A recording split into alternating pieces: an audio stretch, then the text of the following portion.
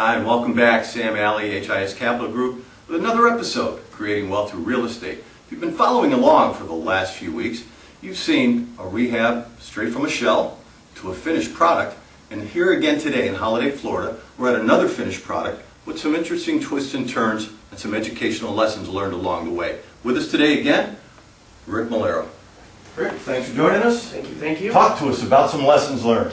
Actually, this is a unique thing. Here's one of the things that most people don't understand. When you're doing a house on your own and you're doing 1 or 2 deals a year, it's pretty easy to manage the project, even though you might struggle with the actual cost because you don't have the volume to justify.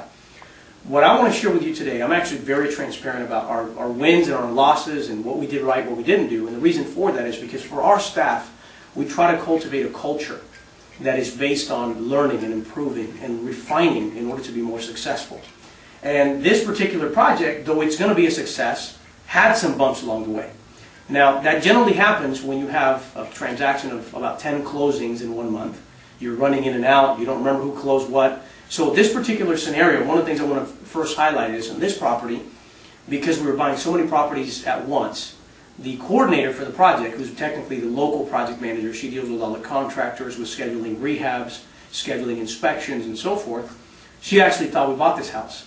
We hadn't bought it, and we actually started rehab on this house 3 days before the actual closing. So that was a huge no-no that we had to address and make sure that she understood within our tracking system. So we definitely improved it, but again, it's things that happen. When you're dealing with that much volume, sometimes mistakes happen. So this is what I want to address. The other mistake that happened, because they started early, before actually looking at the final numbers, these original cabinets were in phenomenal condition. They, in fact, didn't need to be painted. But because they were in a rush, and we needed to move quickly, and we had product, the crew came from one house to this house, and because it's a template, they started painting the cabinets, even though they're in great condition.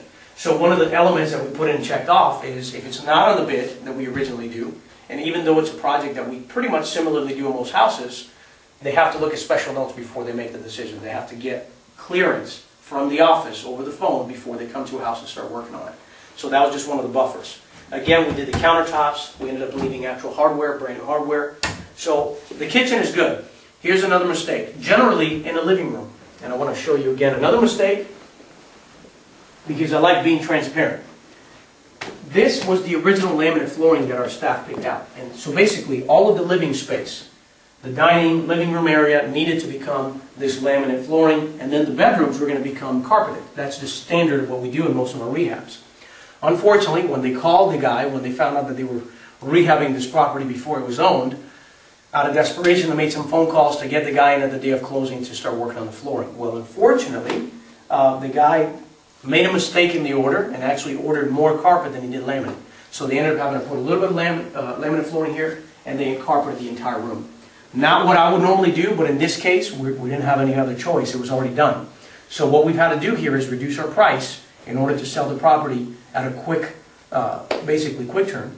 And even though, again, it's going to be a profit, these are some of the little mistakes that happens when you're coordinating 10, 12, 15 files on a regular basis. And so you have to really learn from those mistakes and set systems up to be able to minimize the amount of mistakes you make when you're dealing with volume.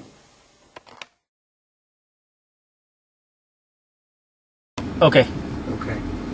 All right, so if you see here, see this big old steep hill? It looks like we're flying. All right, when we actually bought this property, if you look on the sides, all of the houses have a steep hill coming in. Now, the reason why I want to share this with you is because when you do this business, and this is just one of our arms, and you're doing the kind of volume, sometimes there are some aspects of the transaction that you don't really think about. You just look at the common areas, run your comparables, and then based on that you assess a value. This has become a learning lesson because what we found in the exit, we're now actually selling this property, and we've had some offers. Our offers have come in 5% of the purchase price lower because of this hill. And so those are little items that you would think there's comparable sales in the area, but what we didn't realize is that these properties, we have to reduce a certain amount of what our value is to compensate for this type of slope because it's not as appealing. And so those are little things that as you go, you learn, you put them in the system so that you no longer make that mistake. So instead of saying boo-hoo, we're sad, we use it as a learning experience. We train our staff so that in the future we continue to minimize any mistakes that we make.